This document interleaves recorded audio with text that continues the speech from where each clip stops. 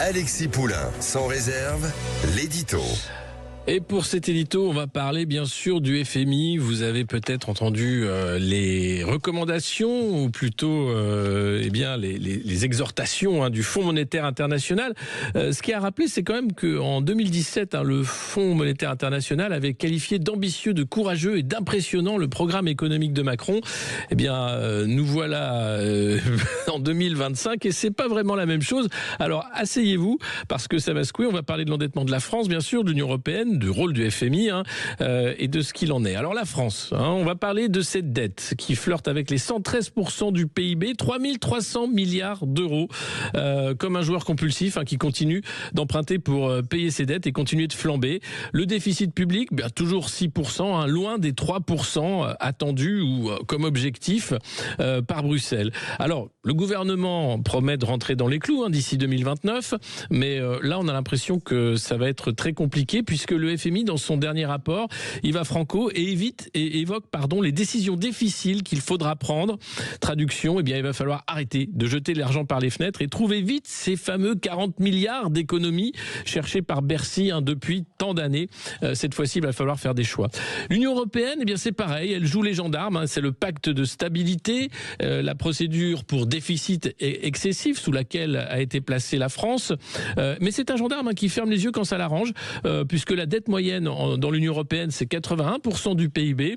La Grèce est à 153%, l'Italie 135%. Alors on a l'impression que la France, avec ses 113% de dette du PIB, est un élève modèle, presque. Sauf que l'Union européenne ne serre pas la vis et elle cherche simplement à financer le réarmement avec les valeurs de l'Union européenne, puisque quand on est endetté jusqu'au cou, le mieux, c'est d'acheter des tanks et des obus. Et d'ailleurs, 16 pays ont demandé à zapper les règles budgétaires pour muscler leurs dépenses en matière de défense, et la France, bien sûr, ne dirait pas non. Et puis, le Fonds monétaire international, puisqu'il s'agit de lui, alors c'est l'arbitre suprême, le prêtre rédempteur de l'inquisition budgétaire. Le Fonds veut un ajustement structurel de 1,1% du PIB en 2026 pour la France. En clair, il va falloir couper dans le social, les retraites, l'assurance chômage, et ça va faire mal, très mal, à tel point que les inquisiteurs ont déjà prévu les troubles sociaux qui vont suivre les politiques d'austérité. Voilà ce que dit le FMI dans sa note. La fragmentation politique et les tensions sociales pourraient retarder les efforts de consolidation budgétaire et de réforme, ce qui pourrait peser davantage sur la confiance et les perspectives économiques et augmenterait les risques budgétaires. Vous êtes prévenus, ça va secouer.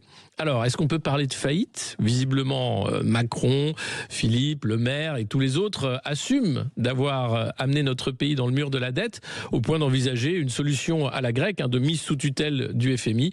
C'est incroyable. Et puis, François Bayrou, notre Premier ministre, il a une solution. Eh oui, un référendum sur les finances publiques.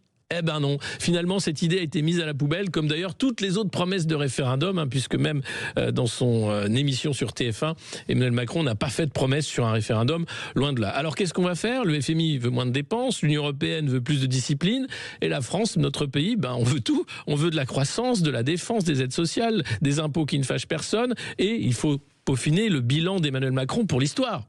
Spoiler, ça va pas marcher. Il va falloir choisir avant que les marchés ou Bruxelles ne choisissent pour nous, parce que croyez-moi, quand les financiers et les créanciers toquent à la porte, ils viennent pas pour nous offrir des croissants. De là à tous finir par manger nos crottes de nez comme la ministre du budget pour sa survie, il n'y a qu'un pas. Parce que c'est notre projet!